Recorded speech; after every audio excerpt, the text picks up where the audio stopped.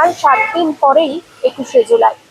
গতবারের 21শে জুলাই যে ছবিগুলি ধরা পড়েছে, এবারে অন্যরকম ছবি ধরা পড়বে এমনটা কিন্তু মনে করা হচ্ছে। কারণ তৃণমূল কংগ্রেস এই দলটি ইতিমধ্যেই টুকরো টুকরো হয়ে গিয়েছে। আজ গান্ধী মূর্তির সামনে ঋতব্রতপন্থী তৃণমূল তারা এসেছিলেন, জায়গা খতিয়ে দেখলেন, কারণ প্রশাসনের তরফে এই গান্ধী মূর্তির সামনেই তাদের 21শে জুলাই পালনের অনুমতি দেওয়া হয়েছে এবং এটাই অল ইন্ডিয়া তৃণমূল কংগ্রেসের 21শে জুলাই পালন তারা কিন্তু জানাচ্ছেন। বলো।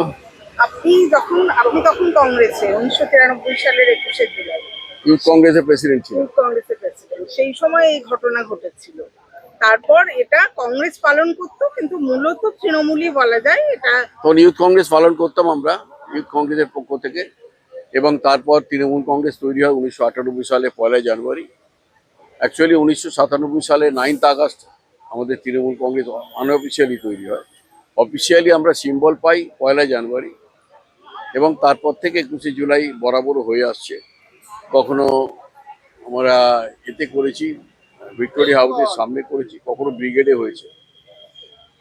তা সুতরাং এবারে পারমিশন দেয়নি ভিক্টোরিয়া হাউসের সামনে, রাস্তা বন্ধ না করে, গাড়ি ঘোড়া অসুবিধে না করে, লোকের অসুবিধে না করে করার কথা নির্দেশ আমাদের কাছে দিয়েছে।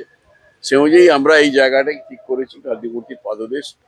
এবং এখানে গান্ধীজি, তিনি জাতির জনক, তিনি অনেক আন্দোলন করেছেন, তার আন্দোলনের মধ্যে দিয়ে ভারত স্বাধীন হয়েছে। তা সুতরাং তাকে স্মরণ করে তার প্রতি শ্রদ্ধা জানিয়ে এখানেই আমরা করব। এবং এখানে শহীদ পরিবারের মানুষেরা আসবেন, বিভিন্ন জেলা থেকে কর্মীরা আসবেন, এসে তারা পার্টিসিপেট করবেন এবং শহীদ তর্পণ করবেন।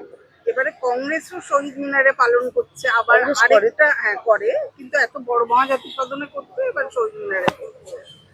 অন্যান্য আরো যে তৃণমূল আছে তারাও বলছে পালন করবে। তো এই যে দ্বিধা বিভক্ত হয়ে যাচ্ছে, করতেই পারে। সকলের স্মৃতি তর্পণ করার অধিকার আছে, শহীদদের প্রতি শ্রদ্ধা জানানোর অধিকার আছে, সকলেই এই অধিকার প্রয়োগ করবে। কেমন মানুষ আশা করছে? ভালো মানুষ আসবে, বিভিন্ন জেলা থেকে মানুষ আসবে।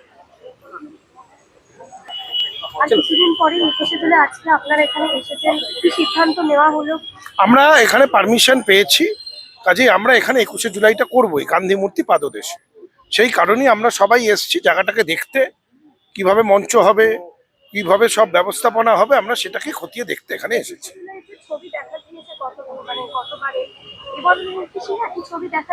দেখুন, লোকজন আসবে, আমাদের কর্মী সমর্থকেরা আসবে, এটুকু আমরা আত্মবিশ্বাসী। এবং 21শে জুলাই যেই কারণে 21শে জুলাই শহীদ তর্পণে আমরা প্রকৃত রূপে শহীদ তর্পণ করবো এখানে।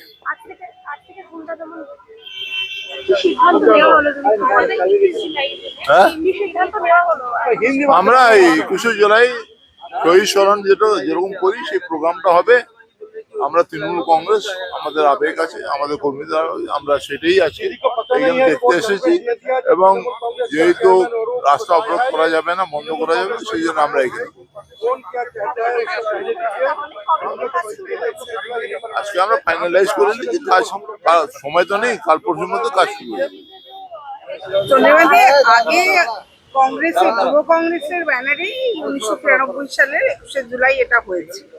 তারপর কংগ্রেসও পালন করে, তৃণমূলও পালন করে। এবারে তৃণমূলের আবার দুটো ভাগ হচ্ছে, তো আপনি কি বলবেন? আমি ভাগাভাগি জানি না, আমি জানি আমাদের তৃণমূল কংগ্রেসের সভা হচ্ছে গান্ধী মূর্তি পাদদেশে। মমতা বন্দ্যোপাধ্যায়কে কি আমন্ত্রণ জানাবেন? সেটা আমি বলতে পারবো না।